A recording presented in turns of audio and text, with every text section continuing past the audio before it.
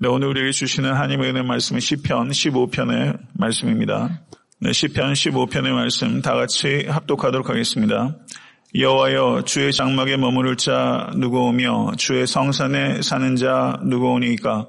정직하게 행하며 공의를 실천하며 그의 마음에 진실을 말하며 그의 혀로 남을 허물하지 아니하고 그의 이웃에게 악을 행하지 아니하며 그의 이웃을 비방하지 아니하며 그의 눈은 망령된 자를 멸시하여 여호와를 두려워하는 자들을 존대하며 그의 마음에 서원한 것은 해로울지라도 변하지 아니하며 이자를 받으려고 돈을 구워주지 아니하며 뇌물을 받고 무지한 자를 해하지 아니하는 자이니 이런 일을 해하는 자는 영원히 흔들리지 아니하리이다. 아멘. 하나님의 말씀입니다. 본문을 덮지 마시고 제가 강의에 나가는 과정 속에서 본문을 잘 읽으시면서 따라오시기 바랍니다. 시편 15편은 그 시의 장르로 따지면 토라시에 해당합니다. 시편 15편은 두 개의 질문으로 시작합니다. 여호와여, 주의 장막에 머무는 자 누구오며 주의 성산에 사는 자 누구오니까? 두 개의 질문이지만은 사실은 이 질문들은 한 가지 질문으로 요약할 수 있는 것입니다. 한 가지 질문을 두 가지 방식으로 표현한 것입니다. 그것은 하나님께 나아갈 수 있는 자의 조건은 무엇인가 하는 질문입니다. 오늘 이 새벽에 우리는 하나님 앞에 나왔습니다. 이 질문은 모든 예배자에게 대단히 중요한 질문입니다. 우리가 아무 질문 없이 아무 생각 없이 하나님께 나아가서는 안 되는 것입니다. 우리가 하나님께 예배 드리기 전에 예배자로서 우리 각자를 점검할 수 있는 은혜가 우리에게 임할 수 있게 되기를 간절히 바랍니다. 시편 15편과 비슷한 내용을 담고 있는 성경의 중요한 본문들이 여러 군데가 있습니다. 먼저 시편 24편 3절에서 4절의 말씀은 이렇게 말씀합니다.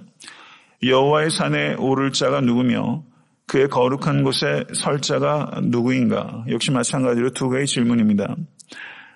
곧 손이 깨끗하며 마음이 청결하며 뜻을 허탄한 데 두지 아니하며 거짓 맹세하지 아니하는 자로다. 시편 24편에서는 손이 깨끗한 자, 마음이 청결한 자, 뜻을 허탄한 데 두지 않는 자, 거짓 맹세하지 않는 자, 이렇게 네 가지 조건들을 언급하고 있습니다. 이사야서 33장 15절에서 16절을 보게 되면 오직 의롭게 행하는 자, 정직히 말하는 자, 토색한 재물을 가증히 여기는 자, 손을 흔들어 뇌물을 받지 아니하는 자, 귀를 막아 피 흘리려는 꾀를 듣지 아니하는 자, 눈을 감아 악을 보지 아니하는 자, 그는 높은 곳에 거하리니 견고한 바위가 그의 요새가 되며 그의 양식은 공급되고 그의 물은 끊어지지 아니하리라. 이렇게 말씀하고 있습니다. 이와 같은 축복이 성도님들의 삶 가운데 임할 수 있게 되기를 간절히 축원합니다. 이사야서 33장 15절 16절은 오직 의롭게 행하는 자, 정직히 말하는 자, 토색한 재물을 가증히 여기는 자, 손을 흔들어 뇌물을 받지 아니하는 자, 귀를 막아 피 흘리려는 꾀를 듣지 아니하는 자, 눈을 감아 악을 보지 아니하는 자, 이렇게 6가지 조건들을 이사야서는 언급하고 있습니다.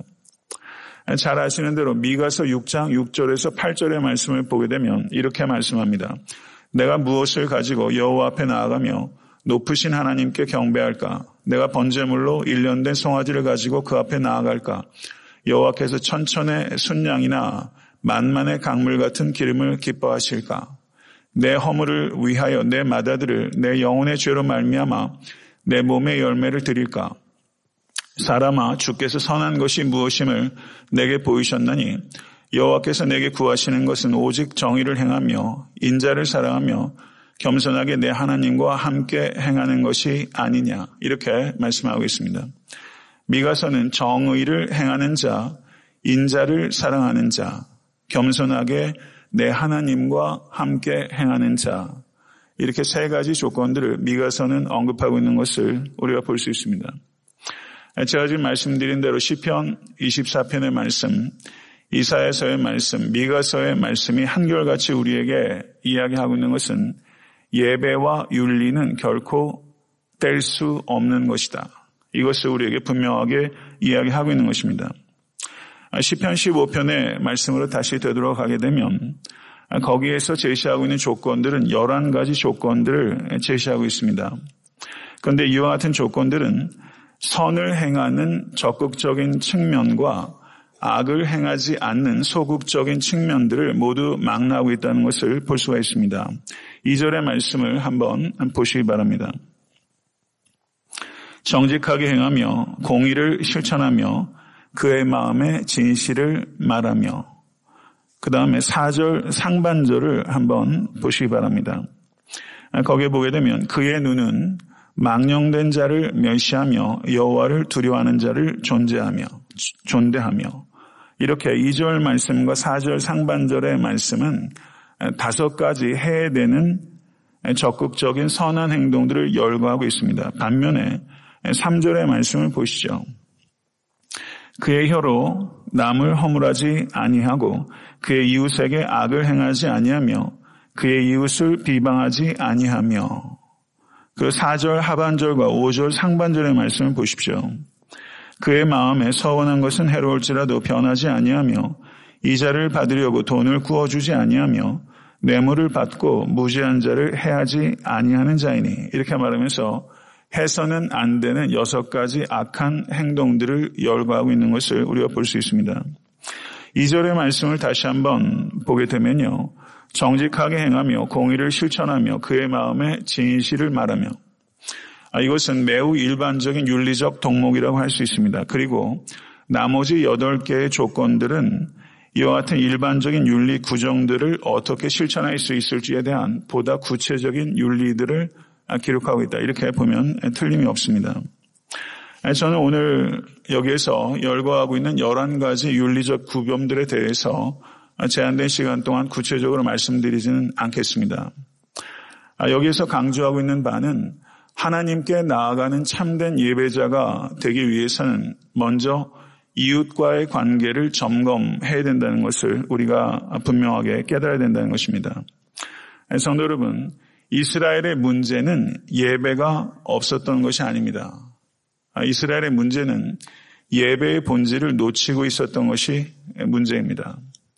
요즘날 기독교의 문제 역시 예배가 없는 것이 문제가 아니라 예배의 정신을 놓치고 있는 것이 우리의 문제라는 것을 우리가 깊이 깨달을 수 있게 되기를 간절히 바랍니다. 이스라엘은 공의의 하나님께 예배하면서 공의를 저버렸고, 사랑의 하나님께 예배하면서 사랑하지 않았고, 진리의 하나님께 예배하면서 거짓을 일삼고, 지혜의 하나님께 예배하면서 우둔하게 살아가고, 만유의 하나님께 예배하면서 물질의 종노릇하며 살았습니다. 이것이 이스라엘의 문제였습니다. 사랑하는 성도 여러분, 삶이 없는 예배는 하나님께 영광을 돌리는 것이 아니라 하나님께 치욕을 드리는 것이고, 삶이 없는 예배 자리는 죄를 씻는 자리가 아니라 죄를 쌓는 자리라는 것을 잊지 않으실 수 있는 모든 권속 되실 수 있게 되기를 우리 주 예수 그리스도의 이름으로 간절히 축원합니다. 예배는 우리 자신을 위해서 드리는 것이 아니라 하나님을 위하여 드린다는 것을 항상 기억하시고, 이 예배를 통해서 거룩하신 하나님을 만나는 은총이 이 자리에 계신 모든 권속들에게 임할 수 있게 되기를 간절히 축원합니다. 그런데 시편 15편의 11가지 윤리 규정들을 다시 한번 생각해 보십시오. 이렇게 완벽하게 살아가고 있다고 말할 수 있는 사람이 존재할 수 있습니까? 여기에서 얘기하는 11가지 도덕 규정대로 완벽하게 살아갈 수 있는 사람은 한 사람도 없습니다. 그렇다면 주의 성산에 거할 수 있는 사람은, 이 조건들에 완벽하게 부합하는 사람은 한 사람도 없습니다. 단 한 분 계셨습니다. 2000년 전에 이 땅을 걸으셨던 우리 주 예수 그리스도만이 여기에 있는 11가지 도덕 규정을 완벽하게 지키셨던 분입니다. 이 자리에 있는 어느 누구도 자기 공로로 거룩하신 하나님께 나아갈 수 없습니다. 자기 공로로 하나님께 나아갈 수 있는 단 한 분은 우리 주 예수 그리스도이십니다. 그래서 우리는 하나님께 예배하기 위해서 우리는 예수 그리스도를 통하지 않고는 하나님께 나아갈 수 없는 것입니다. 사랑하는 성도 여러분, 구약의 백성들은 반복적인 제사를 통해서 하나님께 나아갔지만 신약의 백성들, 여러분과 저 모든 그리스도인들은 우리 주 예수 그리스도의 단 한 번의 제사를 통해서 나아갈 수 있게 된 것입니다. 이것을 기뻐하시고 감사하실 수 있게 되기를 간절히 축원합니다. 우리는 하나님의 거룩만을 강조해서도 안 되고 하나님의 은혜만을 강조해서도 안 됩니다. 하나님의 거룩만을 강조하게 되면 우리는 감히 하나님께 나아갈 수 없고 하나님의 은혜만을 강조하게 되면 하나님께 나아가는 것을 값싸게 만들 수 있습니다. 우리는 거룩하신 하나님께 우리 주 예수 그리스도의 은혜로 말미암아 나아갈 수 있는 담대함을 얻게 된 것입니다. 여기에서 언급되고 있는 여러 가지 조건들, 이것은 엄밀하게 따지게 되면 하나님께 예배할 수 있는 조건들이 아니라 엄밀하게 말하면 하나님의 은혜에 감사하고 의지하며 살아가는 사람들의 삶 가운데 나타나는 열매요, 삶의 목표가 되는 것입니다. 오늘 하루 종일 이 시편 15편을 다시 한번 깊이 묵상하시면서 이 11가지 윤리 규정들 가운데 나의 삶에서 미흡한 것이 무엇인지를 한번 깊이 묵상해 보실 수 있게 간절히 바랍니다. 이렇게 살기 원하는 마음의 소원을 가지실 수 있는 여러분과 제가 될 수 있기를 간절히 바랍니다. 그러나 여기에 나오는 윤리 규정들은 내 의지를 가지고 실천할 수 있는 것이 아니라 오직 하나님의 은혜로 말미암아 실천할 수 있는 윤리 규정입니다. 기도하지 않고는 이렇게 살 수 있는 사람은 단 한 사람도 없습니다. 매 순간 기도하면서 자기를 부인하는 데 성공하실 수 있는 여러분과 제가 될 수 있게 되기를 간절히 바라고, 우린 윤리를 통해서 구원받지 않았지만 구원받은 성도는 윤리적이어야 합니다. 우리에게 필요한 것은 삶의 예배입니다. 삶의 예배가 있을 때 우리가 드리는 예배의 자리는 죄를 씻는 자리가 될 것이고 여호와 하나님의 이름을 높이는 진정한 예배가 될 것입니다. 모든 변화의 시작은 예배에서부터 시작되는 것입니다. 교회의 변화와 이 땅의 변화는 나의 변화로부터 시작되는 것입니다. 성도 여러분, 교회가 8년이 되었습니다. 이제 소년이 된 것이죠. 우리 교회의 진정으로 변화의 시작은 무엇인가? 목사인 저의 변화라고 생각합니다. 부단히 변화되려고 노력하고 있습니다. 그러나 충분한가? 한번 제 자신을 되돌아보면서 하나님께 제 목회와 삶을 되돌아보는 그런 시간들을 지내고 있습니다. 간절히 바라기는 모쪼록 이 부족한 종을 위해서 기도해 주십시오. 여러분의 기도가 없이 끝까지 좁은 길을 걸을 수 있는 목회자는 한 사람도 없다고 생각합니다. 끝까지 의의 길로 바른 목회 해나갈 수 있도록 기도해 주시기 바라고, 애타한테 섬기는 교회를 위해서 기도해 주십시오. 교회다운 교회가 될 수 있도록. 정말 여러분들께서 교회다운 교회에서 신앙생활 하실 수 있으면 참 좋겠습니다. 그러나 우리가 좋은 교회를 찾아가는 것이 아니라 좋은 교회가 되어야 합니다. 교회는 바로 이 자리에 있는 우리 한 사람 한 사람이 교회고, 내가 어떤 교회가 될 것인가 하는데 사활과 관건이 걸려있다고 생각합니다.